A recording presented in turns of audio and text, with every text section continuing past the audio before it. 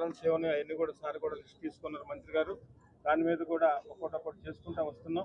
అయితే ఈరోజు నెల్లూరు నగరంలో ఉన్న 54 డివిజన్లో మనం ఎప్పుడూ చూడని విధంగా స్కూల్స్ ఇటీవల కాలంలో మీరు చూశారు. విఆర్సీ స్కూల్ని ఎలా డెవలప్ చేశారో, డెవలప్ చేయడమే కాకుండా ఆ విఆర్సీ స్కూల్లో ప్రత్యేకంగా నిదర్శనం మేము కూడా నెల్లూరు రూరల్ నియోజకవర్గం నుంచి కూడా దాంట్లో చాలా మంది పిల్లలు చేరి ఉన్నారు.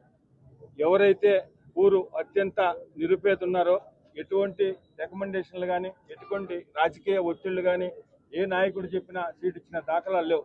దానికి సంబంధించి ఒకరిద్దరు రాజకీయ నాయకులు మా దగ్గరకు వచ్చినా సార్ దగ్గరకు పోయినా లేదు. దీంట్లో ప్రత్యేకంగా విఆర్సీ స్కూల్ని రాష్ట్రంలోనే ఒక మోడల్ స్కూల్గా ఉంచాలన్న ఉద్దేశం, నెల్లూరు నగర కార్పొరేషన్ని రాష్ట్రంలోనే ఒక మంచి స్కూల్ ఏర్పడిన పేరు రావాలా మనకు రాష్ట్రంలోని ప్రత్యేకంగా చెప్పి ఎక్కడ ఎవరికి రాజకీయాల్లో కానీ దేంట్లో కానీ ఎటువంటి రికమెండేషన్ లేకుండా పేద విద్యార్థులకి నిరుపేద విద్యార్థులకి పూర్తిగా ఆ స్కూల్లో చేసిన ఘనత గౌరవ మంత్రి నారాయణ గారికి. సరే ఎవరు ఎన్నో మాట్లాడుతూ ఉంటారు, ఏమీ లేనప్పుడు ఏదో ఒకటి మాట్లాడాలి కాబట్టి దాని గురించి పెద్దగా పట్టించుకునే అవసరం.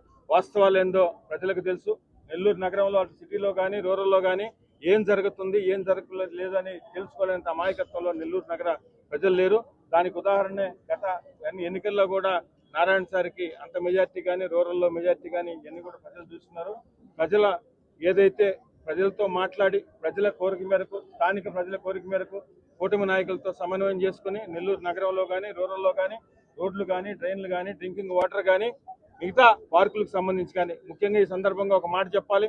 గతంలో ఎవరు కూడా పట్టించుకున్న దాఖలాలు లేవు. ఎన్నో రిజర్వ్ స్థలాలు ఎన్నో పార్కు స్థలాలు ఈ నెల్లూరు నగర కార్పొరేషన్లో ఎంతో మంది వాటిని అన్యాక్రాంతం చేసిన పరిస్థితుల్లో ప్రత్యేకంగా ఈ ప్రభుత్వం అధికారంలోకి వచ్చిన తర్వాత గౌరవ మంత్రివర్యులతో ఒకసారి 2 సార్లు మాట్లాడినప్పుడు లేదు మనం తప్పకుండా ఏదైతే పార్కు స్థలాలు రిజర్వ్ స్థలాలు ఉన్నాయి వాటి కాపాడాల్సిన బాధ్యత ఉంది.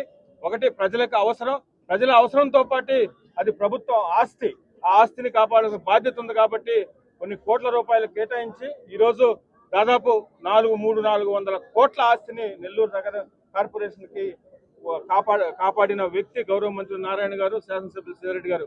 ఇవన్నీ కూడా ప్రజలు తెలుసు. రాబో లోకల్ బాడీ కార్పొరేషన్ ఎలక్షన్లో ప్రజల తీర్పు కూడా మీరు అందరూ కూడా చూస్తారు.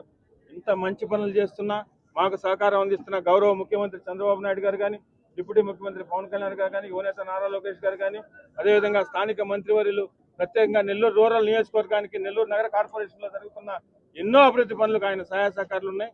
వీరికి ప్రత్యేకంగా ధన్యవాదాలు తెలియజేస్తూ రాబో రోజుల్లో కూడా రాబో 3-4 సంవత్సరాల్లో అటు సిటీలో అదేవిధంగా రూరల్లో కూడా ఎన్నో అభివృద్ధి పథకాలు ప్రభుత్వం సంక్షేమ పథకాలు అర్హులైన ప్రతి ఒక్కరికి కూడా ఇస్తామని మీ ద్వారా ప్రజలందరికీ కూడా తెలియజేస్తున్నారు.